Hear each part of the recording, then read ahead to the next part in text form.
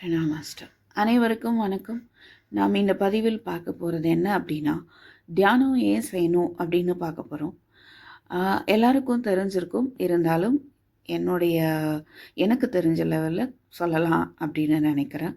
So ரொம்ப சிம்பிளாக சொல்லணும் அப்படின்னா, தியானம் ஏன் செய்யலாம், செய்கிறதுனால என்ன நடக்க இருக்குது அப்படின்னு பார்ப்போம். ஸோ சிம்பிளாக சொல்லணும் அப்படின்னா, ரெகுலேஷன் ஆஃப் மைண்டு. ஓகேவா? உங்களுடைய எண்ணங்கள் இது ஒரு சின்ன விஷயமா சொல்கிறேன். ரெகுலேஷன் ஆஃப் மைண்ட் நம்ம ஸ்டூடெண்ட் லெவலில் சொல்லும்போது சொல்லலாம். பல விஷயங்களில் மனசு போயிட்டுருக்கும். ஒரே நேரத்தில் 100 விஷயங்களுக்கு கூட போகும். அப்படி இல்லாமல் ஒரு விஷயத்தை செய்யும்போது அந்த விஷயத்தில் மட்டும் கவனம் செலுத்தி அதில் 100% இன்வால்வ் ஆகி அந்த விஷயத்தை நம்ம செய்கிறோம். இன்னொரு விஷயம் பண்ணும்போது அதில் 100% இன்வால்வ் ஆகி அந்த விஷயத்தை நம்மளால் செய்ய முடியும்.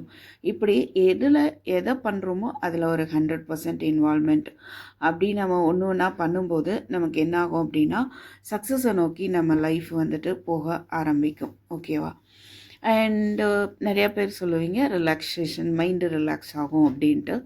அது மெடிடேஷனுடைய ஒரு ஒன் ஆஃப் த பெனிஃபிட். பல பலன்கள் இருக்குது, அதில் ஒரு பலன் அது. ஓகேவா? ஸோ கான்சன்ட்ரேஷன் பண்ணி என்னால் தியானம் செய்ய முடியாது அப்படின்னு சொல்லலாம். நமக்கு தெரிஞ்சதில் நிறைய பேர் நம்ம அப்படி தான் நினச்சிட்டு இருக்கோம். கான்சன்ட்ரேஷன் பண்ணி நீங்கள் தியானம் செய்ய தேவையில்லை. தியானத்துடைய பலனாக உங்களுக்கு கான்சன்ட்ரேஷன் அமையும். ஓகேவா? அப்போது தியானத்தில் என்ன பண்ணுறது அப்படின்ற கேள்வி வரலாம். அது நான் இந்த பதிவில் தியானம் ஏன் செய்யணும் அப்படின்ற பதிவாக தான் இருக்க போகுது. ஸோ அதை பற்றி நம்ம பார்க்கலாம். ஓகேவா? ஸோ சப்போஸ் நீங்கள் ஒரு எக்ஸாம்பிள் சொல்கிறேன் நான். சின்ன குழந்தையா இருக்கும்போது ஒரு 2 குழந்தைங்க இருக்கிறாங்க. 2 குழந்தைங்களும் ஃபைட் பண்ணிகிட்டு இருக்காங்க. ஓகேவா? இல்லை ஒரே ஒரு பொம்மை தான் இருக்குது 2 குழந்தைக்கு நடுவில். ஸோ 2 பேருமே என்ன பண்ணுவாங்க, அந்த ஒரு பொம்மைக்காக ஃபைட் பண்ணுறாங்கன்னு வச்சுக்கோங்க. அப்போ நம்ம என்ன நடக்கும், ஒன்றுக்கு ஒன்று பிடிச்சிட்டு அழுதுட்டுருக்கோம், இழுத்துட்டு பொம்மையாக. அப்போ நாம் போய் என்ன பண்ணிட்டு வருவோம், சமாதானப்படுத்த வேண்டியிருக்கும். ஆனால் கொஞ்ச நேரம் கழித்து என்ன நடக்கும் அந்த இடத்துல அப்படின்னு பார்த்தீங்கன்னா, அந்த 2 குழந்தைகளும் சேர்ந்து விளையாடி கொண்டிருப்பார்கள் இல்லையா? அதே இது ஒரு 15 வயசுக்கு மேலே 2 பேரும் இருக்கிறீங்க, ஃப்ரெண்ட்ஸுன்னு வச்சுக்கலாம். ஸோ ஒருத்தருக்கு ஒருத்தர் ஒரு வாக்குவாதம் ஏற்படுது. அது எங்கே போய் முடியுது அப்படின்றது உங்களுக்கே தெரியும். ஸோ சில நேரங்களில் அது ஒரு கொஞ்சம் கேப்பில் சேர்ந்துடலாம். ஒருத்தருக்கு ஒருத்தர் மன்னிப்பு கேட்கலாம் ரொம்ப அதிக அன்புனால. இல்லைன்னா பொதுவாக எப்படி ஆகும் அப்படின்னா, ரொம்ப கேப் ஆயிரும் இல்லையா? ஸோ பேச பிடிக்காது, பார்க்கும்போதெல்லாம் கோபம் வரும். அந்த மாதிரியெல்லாம் நடக்குது. இதெல்லாம் ஏன் நடக்குது அப்படின்னு யோசிச்சு பாருங்கள். குழந்தையா இருக்கும்போது அந்த ஃபைட் அப்படின்ற ஒரு விஷயம் பாதிக்கலை. 15 வயசுக்கு மேலே அந்த ஒரு விஷயம் பாதிக்குது. அது எதனால் அப்படின்னு யோசிச்சிங்கன்னா, மனசில் ஏற்படக்கூடிய பதிவுனால தான். ஓகேவா? ஸோ அந்த பதிவு மூலமாக ஒரு மனஸ்தாபம் ஏற்படுது. இது நான் இன்னொரு எக்ஸாம்பிள் சொல்கிறேன். ஒரு ஒரு ரோட்டில் நீங்கள் நடந்து போகிறீங்க, ஒரு வீடை தாண்டி போகிறீங்க. அந்த வீட்டில் அழகான பூக்கள் பூத்திருக்கு. ஒரு ரோஜா பூ, ரோஸ் ரொம்ப அழகாக இருக்குது. ஓகேவா? ஃபஸ்ட்டு டே நீங்கள் பார்க்குறீங்க, ஓகே அது நல்லா இருக்குது அப்படின்னு நினச்சிட்டு போயிடுறீங்க. செகண்ட் டே பார்க்குறீங்க, ஓகே இன்னும் ரொம்ப அழகாக இருக்கேன்னு ரசிச்சுட்டு போகிறீங்க. அந்த மைண்டில் ஓடிட்டே இருக்கலாம் ஒரு சிலர். ஸோ தேர்ட் டே பார்க்கும்போது சப்போஸ் அந்த ரோஸை நம்ம பறிச்சிடுறோன்னு வைங்களேன், வாட் வில் ஹேப்பன் நெக்ஸ்ட்? அடுத்ததாக என்ன நடக்கும் அப்படின்னா, பறிக்கிற உங்களுக்கும் அந்த அந்த ரோஸ் வளர்த்தவங்க அதை உரம் போட்டு அதோடைய அழகை பாதுகாத்துட்ருக்கிற ஒரு கார்டனராக இருக்கலாம், அதில் ஹவுஸ் ஓனராக இருக்கலாம். 2 பேருக்கும் சப்போஸ் அவங்க பார்த்துட்டாங்க அப்படின்னா சண்டை ஏற்படும் இல்லையா? அப்படி ஒரு ஃபைட்டு வரும்போது என்ன ஆகும், நம்ம செய்கிற தவறை மறந்து அவங்க என்னென்ன பேசுனாங்க, என்ன அப்படி பேசிட்டாங்க அப்படின்ற மாதிரி நம்மளுடைய எண்ணங்கள் போக ஆரம்பிக்கும். ஓகேவா? அப்போது ஒரு ஹெவினஸ் நமக்குள்ளே உருவாகும். ஓகே. அண்ட் தென் பார்த்தீங்கன்னா அனதர் எக்ஸாம்பிள் நான் சொல்கிறேன். சப்போஸ் ஒரு ஒரு ஒரு வயசு பையன் ரோட்டில் போயிட்டுருக்காங்க. அவங்க போகிற ஒரு இடத்துல ஒரு டான்ஸு குரூப் இருக்குது. அவங்க டான்ஸ் பண்ணிகிட்டு இருக்காங்க ஸ்டேஜில். அதில் ஒரு கேர்ள் ரொம்ப அழகாக டான்ஸ் ஆடிட்டு இருக்காங்க. அப்போது இந்த பர்சன் போயிட்டு அந்த டான்ஸை ரசித்தா பரவாயில்ல, பட் அந்த கேர்ளே ரசிக்கும் போது என்னாகும், வீட்டுக்கு மனசுக்குள்ளே அதுவே ஓடிட்டு இருக்கும் இல்லையா? அப்போது என்ன ஆகுது, மறுநாள் மீட் பண்ணணும்னு தோணும், பேசணும்னு தோணும். ஸோ அப்படியே கண்டினியூஸாக அது அடுத்தடுத்த ஸ்டேஜுக்கு போக வாய்ப்பு இருக்குது. போவாங்க, பேசுவாங்க. அவங்களுக்கு டே ஃபுல்லாக அதுவே டிஸ்டர்ப் பண்ணிகிட்டு இருக்கும். அதுக்கப்புறம் பழகுவாங்க. சப்போஸ் மேரேஜுன்னு வரும்போது சப்போஸ் மேரேஜ் ஆயிடுச்சுன்னா பரவாயில்ல. மேரேஜ் ஆகலைன்னா என்ன ஆகும்னா, ஒரு பெரிய லைஃப்பில் ஒரு பெரிய மாற்றம் ஏற்படும். ஒரு பெரிய கவலை ஏற்படும். ஸோ இந்த மாதிரி வந்துட்டு நம்ம சில எக்ஸாம்பிள்ஸ் வந்து பார்க்குறோம். ஸோ இதெல்லாத்துக்கும் காரணம் என்ன அப்படின்னா, இதெல்லாம் நம்ம வந்து சப்போஸ் அந்த கார்டனர்ட்ட ஃபைட் பண்ணாமல் சாரி கேட்டுட்டு வரலாம். 2 விதம் இருக்குது இல்லையா? அது மாதிரி இந்த கேர்ளை பார்க்கும்போது கேர்ள் மேலே ஆசைப்படாமல் டான்ஸ் நல்லா இருக்கு, உங்கள் டேலண்ட்டை வந்து பாராட்டலாம். ஸோ 2 விதமாக இருக்குது ஒரு ஒரு விஷயமும்.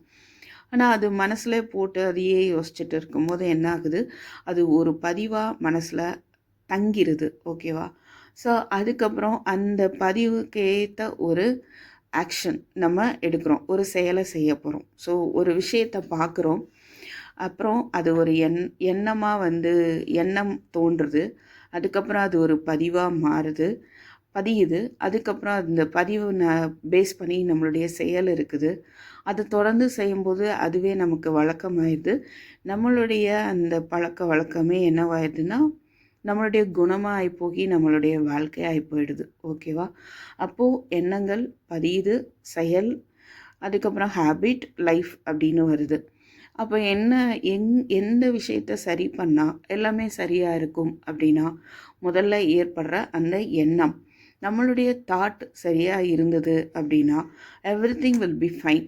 அப்போ எல்லாமே நல்லபடியாக அற்புதமாக அமையும். ஓகேவா?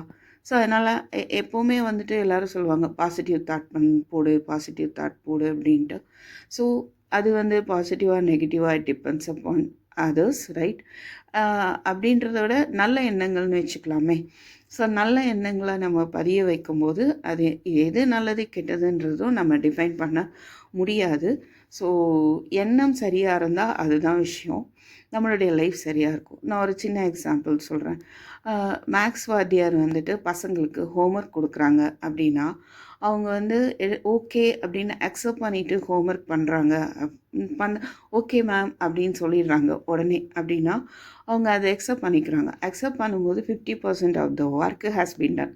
பாதி வேலை முடிஞ்சிருது இல்லையா? ஆனால் மேம் அப்படின்னுவாங்க சில பேர் வந்துட்டு. அப்போ என்ன ஆச்சுன்னா, they don't want to do homework. அவங்களுக்கு வந்து ஹோம்ஒர்க் பண்ண பிடிக்கிறதில்ல. அப்போ எடுக்கும்போதே அந்த மாதிரி ஒரு எண்ணம் வரும்போது அவங்களால கண்டிப்பாக ஹோம்ஒர்க் பண்ண முடியாது. ஸோ ஹோம்ஒர்க் பண்ணலன்னா, ப்ராக்டிஸ் இல்லைன்னா எக்ஸாம் எப்படி பாஸ் பண்ண முடியும்? படிப்பும் அரைகுறையாக தான் இருக்கும். அப்போது நம்ம ஃபர்ஸ்ட் எடுத்தோடனே என்ன மாதிரி ஒரு விஷயத்தை நோக்குறோம், அந்த எண்ணம் எப்படி இருக்குது, அந்த எண்ணத்தை நம்ம கவனிக்கிறோமா, அதை வந்து கரெக்டாக ரெகுலேட் பண்ணுறோமா அப்படின்றது தான் ஒரு விஷயம். ஓகேவா? அப்போது அந்த ரெகுலேஷன் ஆஃப் மைண்டுக்குமே வந்து நீங்கள் எந்த ஒரு எனர்ஜியை வந்து வேஸ்ட் பண்ண தேவையில்ல. ரொம்ப வந்து நீங்கள் நான் சரியாக வச்சுக்கணும் அப்படின்னு எஃபோர்ட் போடணும்னு கூட அவசியம் கிடையாது. டெய்லி ஒரு 1/2 hour கண்ணை மூடி நீங்கள் சும்மா உட்காந்தாலே போதும். ஓகேவா? டெய்லி மார்னிங் ஏர்லி மார்னிங் எழுந்து பிஃபோர் 6 o'clock எழுந்து கண்ணை மூடி ஒரு அரை மணி நேரம் இதயத்தில் ஒரு தெய்வீக ஒளி இருக்கிறதா நினச்சி அந்த ஒளியில் நான் தியானம் செய்கிறேன் அப்படின்ற ஒரு தாட் போட்டால் போதுமானது. அந்த ஒளியை தேட வேண்டாம், அதை கற்பனை கூட செய்ய வேண்டாம். ஒரு தாட் மட்டும், ஓகே, அந்த ஒளியில் நான் தியானம் பண்ணுறேன் அப்படின்ற ஒரு தாட் போட்டால் போதுமானது. அப்படியே உட்காந்துட்டே இருக்கணும். என்ன நடக்குதோ அது பாட்டுக்கு உள்ளே நடக்கட்டும். அதை நீங்கள் தனியாக நின்று வேடிக்கை பாருங்கள். ஓகேவா? பல எண்ணங்கள் வரும். என்னால் கண்ணை மூடி உட்கார முடியலை அப்படின்னு ரொம்பவே கஷ்டப்படுவாங்க தியானம் செய்கிறதுக்கு. அதில் நான் எனக்கு என்ன புரியுது அப்படின்னா, கண்ணை மூடினா நமக்குள்ளே நம்மளை பார்க்க ஆரம்பிக்கிறோம். அப்போ நமக்கே அது இரிட்டேட்டாக இருக்குது, இல்லை ஸோ பயப்படுறோம். நமக்கே அந்த தைரியம் இல்லை. உள்ளுக்குள்ளே நமக்குள்ளே ஓடுற அந்த நம்மளுடைய எண்ணம் தான் அது. அதை நம்ம வந்து டாலரேட் பண்ணுறதுக்கு நமக்கே தைரியம் இல்லை இல்லையா? அதனால தான் கண்ணை மூடி உட்கார்றதுக்கு ஒரு பிடிக்கலை அப்படின்ற ஒரு விஷயத்துக்கு வர மாதிரி நான் நினைக்கிறேன். அண்ட் ஸோ நீங்கள் வந்து அப்படி தியானம் செய்யும்போது நிறையா எண்ணங்கள் வந்துட்டே இருக்கலாம். என்ன வரதான் செய்யும். அது அதோடைய ஃபங்க்ஷனை செய்ய தான் செய்யும் இல்லையா? அதை பற்றி ஒரி பண்ணிக்க தேவையில்லை. நீங்கள் எங்கேயுமே வந்து கான்சென்ட்ரேட் பண்ண தேவையில்லை. அதை ஸ்டாப் பண்ணணும்னு அவசியம் இல்லை. என்ன பண்ணலாம், லெட் இட் பி. வர்ற எண்ணங்களை அப்படியே விடுங்க. ஒரே ஒரு விஷயம் பண்ணணும், அது பின்னாலேயே போகக்கூடாது. சப்போஸ் காலையில் எழுந்து உட்காந்தோன்னே ஆஃபீஸில் இன்றைக்கி போய் என்ன பண்ணணும்னு ஒரு தாட் வருது. பட் உடனே ஸ்டாப் பண்ணிடணும். நான் தியானம் பண்ணுறேன் அப்படின்னு ஒரு தாட் போடும்போது தியானம் பண்ணலாம். அதை விட்டுட்டு அது பின்னாலே போகலாம். ஆஃபீஸ் போயிட்டு முதல்ல இதை பண்ணணும், அடுத்ததாக அதை பண்ணணும், சார் அடுத்ததாக பாஸ் மீட் பண்ணணும், இல்லைனா அந்த மீட்டிங் இருக்குது, இந்த மீட்டிங் இருக்குது அப்படின்னு நம்ம அது பின்னாலே போகணுன்னு வைங்களேன், அது என்னாகும் அப்படின்னா மெடிடேஷனாக இருக்காது. அது மாதிரி லேடிஸு சப்போஸ் வீட்டில் இருக்கிறவங்க காலையில் எழுந்தோடனே இன்றைக்கி என்ன சமையல் பண்ணலாம், குழந்தைங்களுக்கு என்ன செய்யணும், அந்த மாதிரி தாட் வரதான் செய்யும். பட் அது பின்னாலே போகக்கூடாது. 24 ஹவர்ஸ் நமக்கு இருக்குது. ஒன் டேயில் நிறையா எண்ணங்கள் நமக்குள்ளே வந்துட்டு போயிட்டு தான் இருக்குது. பட் அந்த உட்கார ஒரு 30 மினிட்ஸ் மட்டும் நம்ம என்ன பண்ணணும், அந்த எண்ணங்கள் வரும்போது நான் வந்து மெடிடேஷன் பண்ணுறேன் அப்படின்ற ஒரு எண்ணம் நீங்கள் கொடுக்கும்போது ஆட்டோமேட்டிக்காக அது வந்து ஸ்டாப் ஆகும். இதுக்கு ஒரு எக்ஸாம்பிள் நான் என்ன கொடுக்குறேன் அப்படின்னா, சப்போஸ் நீங்கள் டிவியில் ஒரு ப்ரோக்ராம் பார்த்துட்டு இருக்கீங்கன்னு வைங்களேன், உங்களுக்கு ரொம்ப பிடிச்ச ப்ரோக்ராம், ஆனால் வந்து யாரோ வந்து டிஸ்டர்ப் பண்ண கூப்பிட்றாங்க உங்களை. அப்போ நீங்கள் என்ன சொல்ல வாய்ப்பு இருக்குது, ஒரு 5 மினிட்ஸ் தான்ப்பா, இந்த ப்ரோக்ராம் முடிஞ்சக்கப்புறம் வரேன் அப்படின்னு நம்ம சொல்லுவோம் இல்லையா. அதுதான் இந்த ப்ரோக்ராம் அப்படின்றது மெடிடேஷன். உங்களை வந்து கூப்பிடக்கூடிய அந்த பர்சன் உங்களுடைய தாட்ஸ். ஓகேவா? ஸோ அந்த ½ அன் ஹவருக்கு அப்புறம் நம்ம என்ன வேணாலும் நினச்சிக்கலாம் அப்படின்ற ஒரு தாட் போடுங்க.